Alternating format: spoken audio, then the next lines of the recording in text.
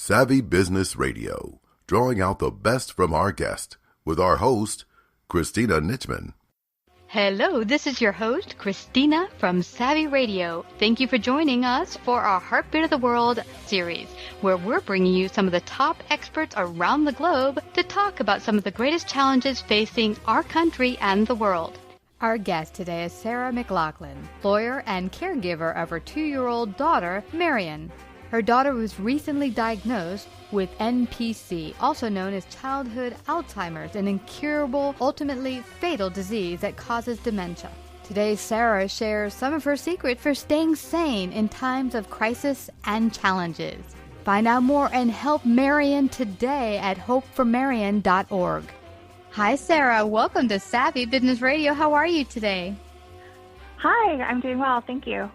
Well, I'm very, very grateful to have you out here. I was introduced to you by your PR agent, and she told me that you are doing some amazing work to help find a cure for an illness that I'm sure most of us don't even know about, niemann-pick-type-c, aka NPC. It is a degenerative disease that affects the cells in people's bodies, but unfortunately your poor, beautiful daughter, Marian, has come with being diagnosed with this, and now you're on crusade to help not only your child but others out there who are dealing with this awful, awful illness to help find a cure. And they can go to hopeformarian.org. So you're also going to come today and share with our audience how to deal and maintain balance in the midst of crazy stress. And we all have different kinds of stress. It might be a crisis of a sick child. It might be a loss of a job. It could be a number of things, but you're going to share some tips with our audience. But before we go to all of that, share a little bit about your backstory and what brought you to where we are today and starting your organization, Hope for Marian? Sure. Well, this is something that I think like most people, never would have anticipated finding myself in a position like this or coming out, kind of being in the middle of it, standing on my own 2 feet still. It's been really challenging. And we have a family of 4. We have a 4-year-old daughter, Emily, who does not have NPC. And then our 2-year-old daughter, Marian, got diagnosed with NPC at 18 months. And what led to the diagnosis is she had some mild developmental delays, a little bit of a speech delay, a little bit of a gross motor with her physical skills delay. And that prompted us to take her to a neurologist, just, to double check, make sure everything was okay. And then at about a year old, they found an enlarged spleen, and that rang the alarm bells. That this could be a genetic problem for something called a storage disorder, which NPC is a type of storage disorder. And we, of course, were hoping for the best, but did just a ton of testing, found out in February that Marian does, in fact, have NPC, which is a neurodegenerative condition. It varies, so they can't give a life expectancy or lifespan, but typically the kids Marian's age who are showing symptoms don't live more than 5 to 10 years after getting the diagnosis, and it's completely debilitating. They lose their ability to walk, to move, to eat, muscle control. They have seizures. It's just horrible. They could get dementia. So when we found out, it was like the floor fell out from under us, and another parent actually told us, you could do nothing, you could put her in hospice, or you could fight it. And that's what we decided to do, that we wanted to fight. So we went back and forth to Chicago for experimental treatments. Now we're doing them at our home hospital, Children's Hospital Los Angeles. It's helping her tremendously. She couldn't walk. Now she could walk. Wow. And then we also just had an outpouring of support. We're kind of private people, so our instinct was to kind of keep this private, but we decided that we couldn't go this alone. We needed to reach out for help and let people know that we were hurting and that that we needed the help. And we kind of put that out there, and just had a lot of outpouring of support, which has really helped lift us forward and keep us going. And we started our nonprofit, Hope for Marian, to help raise money to find more treatments and a cure. Yeah. And wow, we were talking before the interview, what a blessing it is that so many of us that make it to adulthood, because I mean, just from the standpoint of when I was a child, I got into some crazy mischief, and I know a lot of children do. And that alone, where I'm amazed that we made it to adulthood. But then with all the fact that our bodies are so intricate, and that they're, in most cases, we're balanced and we were able to live a healthy life, most of us. And that when there's just one little thing off, like you told me, this particular disorder is one gene is off, and that causes all this problem with the body not being able to eliminate the cells, get rid of waste. And you think, wow, that one thing could cause so much tragedy for so many people. But it's such a blessing that so many people are able to live healthy. What has been your biggest takeaway going through all this? Have you kind of woken up to, you know, a presence of mind that you didn't have beforehand, that this kind of made you have more how should you say it, like excitement for life, because now you realize just how precious it is? Yeah, I think that I do. And at the same time, it's really sad. And I do go to kind of sad places a lot. Yeah.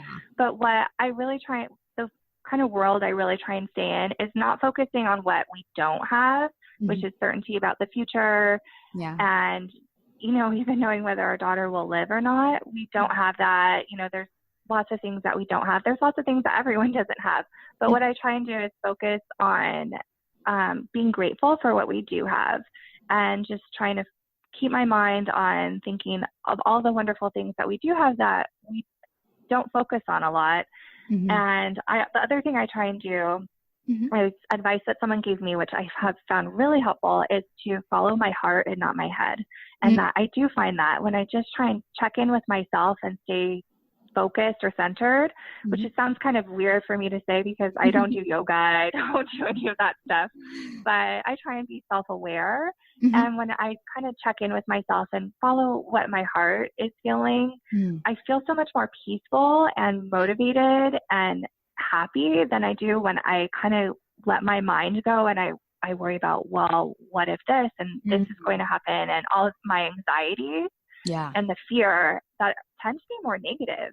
And if I go there, then it's hard to function. And, you know, ultimately these are our lives and this is what we're given, and we could do what we can, you know, we do what we can to push through, but, you know, I think up to us to try and enjoy it along the way, even though there's a lot that's not very enjoyable.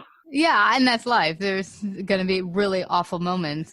And it's funny that you say that, because I think we can get tied up in our thoughts, no matter what our lives are. Even if our lives are going fairly okay, we can get stuck in the small stuff. And then, I don't know about you, but for me, I'll be going through something and my mind will just get focused on this negative thing. And your mind will just keep spinning it until it becomes this huge mountain, when really it's a molehill. It's really not a big deal. Yeah. And I, for me, when I've had crises come into my life, it kind of like, oh, what was I making a big deal about that other thing when it was like potatoes, you know? And you're like, let me chill out on the small things. But I don't know about you, but I've also known, Sarah, that when I step outside my normal existence, like there was I think in my 20s, I decided to take a whole month off and go to Spain and backpack it. Like every other day, go to a new town. And I was just kind of living by the moment. I wasn't like thinking of a schedule and I have to go to work. And it was like my whole perspective opened up and I became so much happier because I stopped focusing on the silly things we think about every day. Oh, I got to do this. I got to do that. And I took myself out of my normal comfort zone, my normal space, and it kind of opened me up to being a lot more positive. Have you found anything like that for yourself? Well, I wish I could go backpacking through Spain. I think I would find that very helpful. Yeah, right about now, that'd be awesome. But, yeah, that would be great. And, you know, I'd like to bring 2 healthy kids with me and my husband. But I think that what you said is so true, that it's all relative. It really is. And, you know, it's just all relative. I know our situation. I know that there's a lot of families out there who have worse situations and that they would probably trade us just like we look at other families and see, oh, you know, they seem quote unquote luckier, but it's really not the case. It's all just different shades of gray. It's all shades of the same thing, which is bad. and Yeah. hard and heartbreaking. I guess in terms of like getting a new perspective, I think when, for better or worse, like joining this rare disease community that I had kind of been on the periphery of for a little bit of time, because I work for children in the foster care system. So I've been kind of exposed to a lot of really sad and heartbreaking situations and, high intensity situations. So, and I've always just had an interest in child advocacy. That's what I do. And so being always been interested in some of the rare disease stories that affect children in particular that I had kind of seen over the years. And I've actually been unknowingly following some kids that have related conditions. But then when I became part of the rare disease community, it did give a new perspective, because I saw what people are facing and trying to push through and power through. And I think for NPC, when I realized that before we knew it was NPC, we knew it was probably a storage disorder, and 95% of them don't have treatments or a cure. So we're extremely lucky that there is an experimental treatment that does seem to be effective, and it doesn't cure it, but it slows it down. Okay. When we were facing that, kind of like the worst of the worst situation, that your child would have something fatal and there would be nothing to do. And then we joined the community and we found out that we could get access to that, but then also to see other families that got their diagnosis later, or their children passed earlier before there was anything, or they have similar conditions but there's no treatment or cure for them. It really opens your eyes to how difficult things can be. Yeah. Yeah. But what you're mentioning here, that is really awesome for anyone going through any type of crisis. And I've seen it myself. My 1 year, and when I was in my 20s, 8 people in my family died of cancer. I was like, whoa, what is going on with my family and cancer? It does not mix. So I became obsessed with understanding the whole workings of what the heck is this cancer stuff, and how come everyone in my family seems to die of it. I joined a support group for people with terminal illnesses and cancer, and it was great to be around other people, families, and other people going through it. But I think that, today when you're going through any type of situation, being that there are support groups where we can come together as communities, help each other through it, our families and each other through it, is a great resource for anyone out there, regardless of what crisis or situation you might be going through.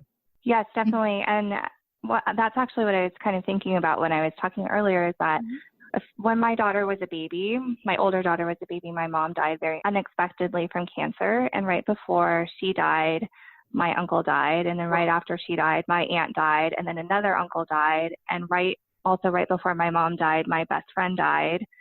And it was just, hit after hit after hit. And then we get the NPC diagnosis for Marian. And that actually, when my mom was sick, and I had a new baby, and I think when I look back on it, I think I probably had a little bit of postpartum depression, but it was so hard to tell at the time because my mom was really sick. And too, so that's normal to feel really sad. And I didn't really reach out for help in a way. Like I kind of I just felt like, okay, this is on me to handle, and I need to handle this myself. And this is what's happening. And, it's happening to my mom, and I didn't take good care of myself, and I didn't even tell anyone how much I was hurting. And I just tried to act like everything was okay. And it really was a big kind of like setback in terms of like personal growth and development. It was really hard on my family too. And it wasn't until I kind of learned from that experience and learned from going through the heartbreak of losing family members and good friends, that you can't go it alone. You can, but not very well. Yeah. Yeah. And I don't think we were meant to do it alone. I really think that humans are a social animal, and we're meant to be together in community. I think that's where we strive best. Some of the things I see the saddest, I live in New York City, and some of the things I see the saddest is some of the older women and men live by themselves. They become almost hermits, and it's a sad existence, because as humans, we were meant to be outside of being social and community. Why do you think Facebook is so super popular? It's because of that social aspect that we all need. Now, what I pulled out from what you said that's so important for anyone going through any type of crisis to help deal with the stress and running their business or keeping on going to work every day is remembering that there's a community out there that you can reach out to, and to reach out for help, And lastly, most importantly that you mentioned, to really take care of yourself, because if you have a family and you don't take care of yourself, then, well, you can't take care of your family. Yeah. It starts with you first. Right. Yeah. Exactly. It's a sinking ship if you go down. Yeah, exactly. And it's funny because as women, I think in particular, we're nurturers, so we put everyone first. You know, I've for years I've always done that in my life. You know, and my friends are suffering when my family, with all those people were getting cancer in that one year. I was like, oh, I got to help everyone, and I was not taking care of myself. And your health begins to go down, and then now how can you help people? So it starts with helping yourself so that you can help others around you. Absolutely. Yeah.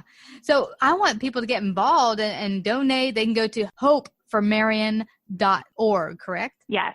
I was going to say, share what the challenge is and exactly, besides donating, there's also a challenge on your website. Share with that. Okay. So hopeformarian.org is our 501c3 that we're setting up a nonprofit and every single dollar that comes in is going to research for a cure. And we are so lucky that scientists are really urgently working on a cure for NPC, and they're making a lot of progress, but it's going to be a close call for Marian and other kids' lives today, whether or not they're going to be here to benefit from that or not. So truly every dollar, every person that hears about NPC, every person that goes to the website, every share on Facebook, it truly can make a difference for these kids' lives. And these are kids that do not have to die, but are horrifyingly on that trajectory, which is something that's really hard to wrap my mind around. So but we're trying, there's a lot of reason to hope. And so that's what we're working on. And we started in collaboration with a group called Do Love Live, which is a group of military veterans. And they reached out and offered to kind of help us get Marian's story out there. And they did it all pro bono, free of charge. And they created the video that's on the website, hopeformarian.org, and they helped us come up with the No Pucker Challenge. And the No Pucker Challenge has the same initials as NPC, and it's kind of, the idea is it's a viral campaign where you take a bite of a lemon, try not to pucker, but it's okay if you do. And that's the funniest part, is when people pucker, and post it, take a picture of it or take a video of it and post it on social media and tag a couple friends and do #No Pucker Challenge. And then the idea is that if you get challenged, you could either donate, make a small donation, or do the challenge yourself and keep it going. And it's been really fun to do that. And we had some celebrities take it on, which is so exciting and really surreal, actually. Marian Menounos was the first celebrity to do it, and Ben Higgins from The Bachelor, and Sean Johnson, East, and we've had a bunch of fire departments, and Lehigh University, where I went to college, their athletic department did it, and some of their sports teams, and it's been really fun. And actually, a nurse in Florida named Sean Griffith, he is a friend of my friend's friend's husband, and he heard Marian's story, and he actually just cycled across the state of Florida he's a former Mr. Universe, I think, competitor. So if you could picture this big, muscular male nurse wearing a neon yellow spandex jersey, cycling across the state of Florida, stopping at hospitals and taking the No Pucker Challenge along the way. And he says he's going to do it every year. He's so amazing. So all sorts of really, really fun and empowering and positive things have come from that. That's amazing. And I'm so grateful that scientists are working really diligently to find a cure for this, because it seems like such a simple thing that if we can help the body relieve its waste, then bam, these kids and adults can all get better. And it's amazing. I think we are making great strides in science, especially in neurology and biology, and figuring out a lot of ways to deal with some of these most horrible illnesses.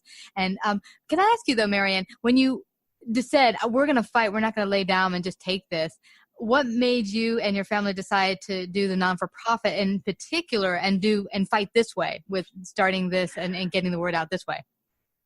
That's a really good question. So at first we were just shell-shocked, and we felt like we need to share her story. We need to share her story. We want to share her story. And we set up a GoFundMe initially. And we knew right away that we wanted to raise money for research, because NPC is a rare disease and is a small disease, what's considered a small disease. It really relies on family foundations to help do a large bulk of the fundraising for research. And that's the success of families in the past doing that and helping get some agencies like the NIH and universities interested in researching it as well is why we're able to benefit from having hope for Marian, that why she has a chance to be part of the first generation of kids to survive NPC, which she truly does.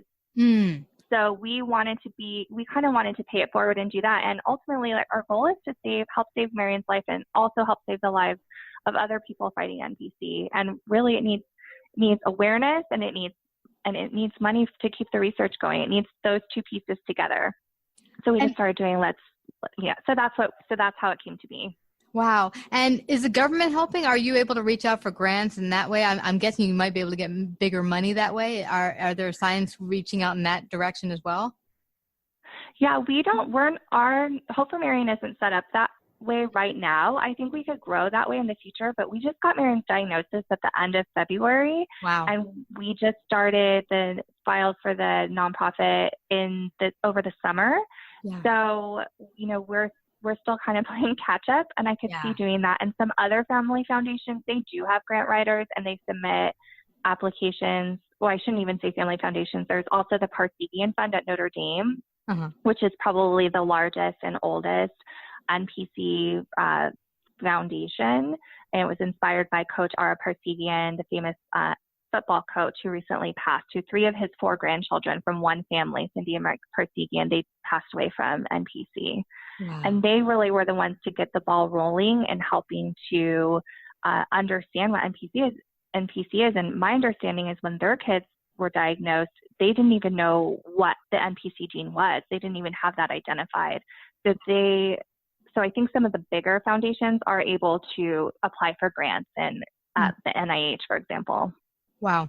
Well, there is going to be a cure one day. One day they're going to look back and say, thank God for people like Sara and other people who are really pushing not only to get awareness out there, but to also find a cure for this horrible, horrible disease. And I just want to thank you again, Sara, for coming to share your tips, your wisdom, and your story today on Savvy Business Radio.